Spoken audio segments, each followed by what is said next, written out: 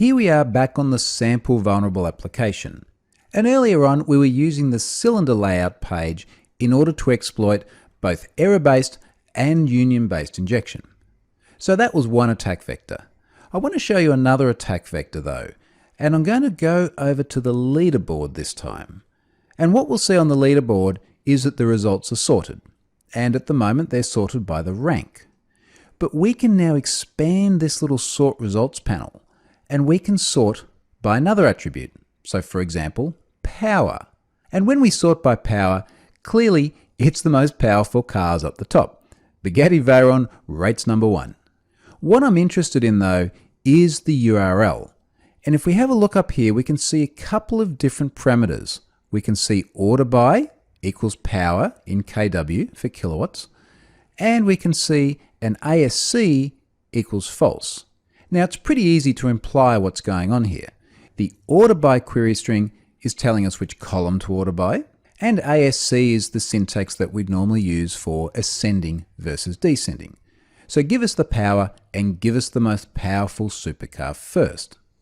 Now, as we saw when we were looking at error-based injection earlier on, one of the first things we want to do when probing for a SQL injection risk is see how these parameters handle out-of-bound values. So here's what I mean by that.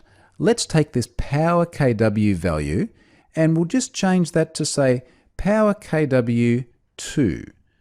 Let's run that. And here we see an error. And in fact, here we also see what we didn't see before, which is an internal error. So this is not an exception from the SQL Server that then bubbles up in that yellow screen of death, as they call it, from ASP.NET and tells us everything about the internal exception.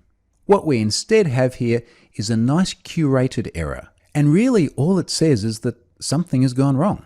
Doesn't tell us what went wrong. It's a generic error message. Now what's actually happening here is that power kW is actually being concatenated into a SQL query. And because it's an order by clause, we can speculate about where that might be.